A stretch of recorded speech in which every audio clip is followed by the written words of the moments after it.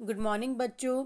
मैं सीमा शर्मा आज आपको वर्कशीट 48 नाथसीवाद और हिटलर का उदय भाग 6 जो कि क्लास 9th के लिए है को पढ़ाऊंगी।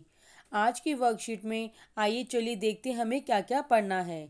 आज की वर्कशीट में हमें नाथसी विश्व दृष्टिकोण का प्रचार उसने कैसे किया, नाथसीवाद पर आम लोगों की क्या प्रतिक्रिया हुई और किस प्रकार उसने यहूदियों के साथ बर्ताव किया जो कि बाद में महाध्वंस बन गया, उसकी पर चर्चा करते हुए हम लास्ट में प्रश्न उत्तरों पर चर्चा करेंगे। आइए चलिए देखते हैं कि नाथसी विश्व दृष्टिकोण का प्रचार उसने कैसे किया। नाथसी शासन यानी कि हिटलर ने मीडिया का बड़ी होशियारी से प्रयोग किया। उसने अपने तौर तरीकों को बयान करने के लिए नए नए शब्दों का इस्तेमाल किया।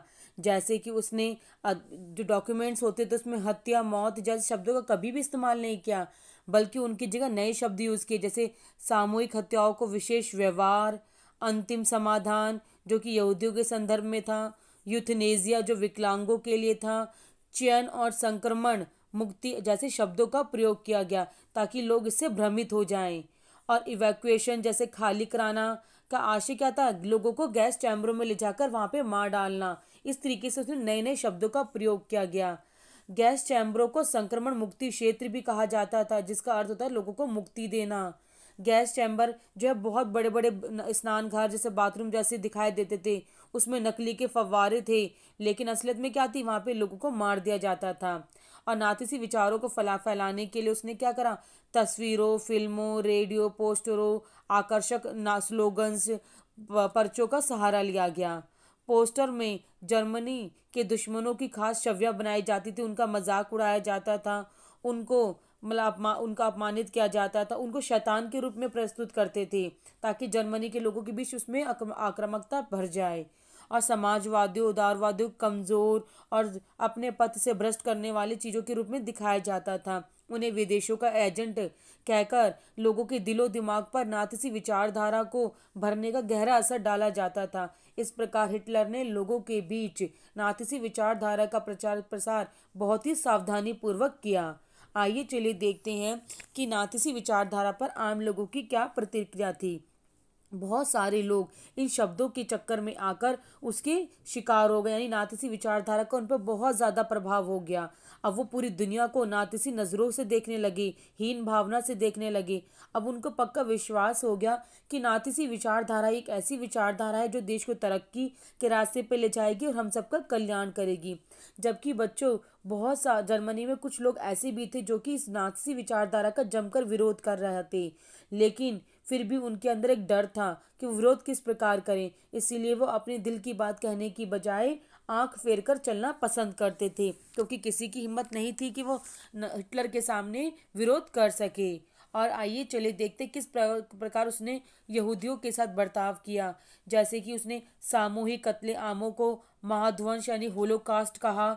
जो कुछ हुआ उसकी गवाही घाटों और कैंपों में रह रहे बहुत ही नरक का जीवन व्यतीत कर रहे लोगों द्वारा लिखी गई किताबों से मिलता है कि उन लोगों ने डायरियाँ लिखी, किताबें लिखी, नोटबुक लिखी, दस्तावेज लिखे, जिनसे पता चलता है उनके साथ कितना गलत, कितना मतलब अमानवीय व्यवहार किया गया।